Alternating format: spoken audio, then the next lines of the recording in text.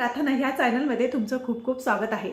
आज मी तुम्हाला सांगणार की गुरुचरित्र पारायण। बघा, गुरुचरित्र पारायण जर आपण केलं, जर तुम्हाला म्हणजे खूप प्रमाणात कर्ज झालेलं असेल, दारिद्र्यपणा घरामध्ये आलेला असेल, धनसंपदा तुम्हाला हवी असेल, म्हणजे घरामध्ये पैशाला पैसा वाढावा असं वाटत असेल, तर गुरुचरित्रातील हा अध्याय जर तुम्ही पठण केला तर निश्चितच तुम्हाला लाभ तर मिळणार, पण तुमच्या मनातली कामना नक्कीच पूर्ण होणार।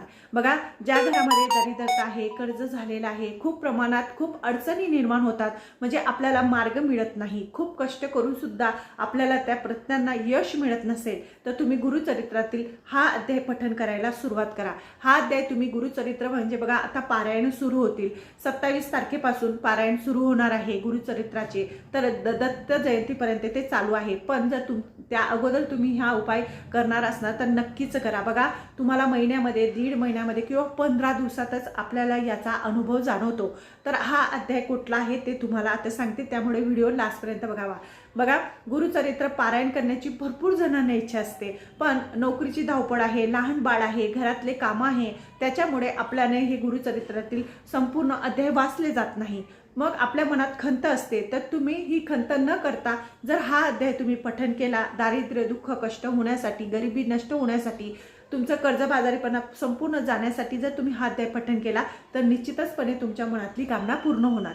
तर तो अध्याय आहे, फक्त त्याच्यासाठी मी तुम्हाला अगोदर सांगते, याच्यासाठी जास्त नियम नाही। गुरुचरित्र ज्या वेळेस आपण पारायण करत असतो त्यावेळेस या संपूर्ण नियमांचं पालन करावं लागतं, पण गुरुचरित्र पारायण जोपर्यंत तुम्ही हा अध्याय वाचत आहात तोपर्यंत नॉनव्हेज खायचं नाही, कारण की नॉनव्हेज खातच नाही, बिलकुल नॉनव्हेज चालत नाही, त्यामुळे नॉनव्हेज खाऊ नका।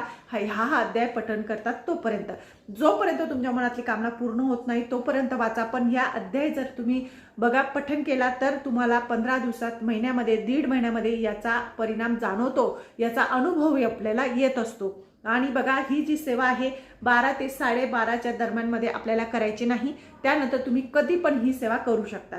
तर गुरुचरित्र अध्यायातील 9वा अध्याय तुम्हाला रोज पठण करायचा आहे।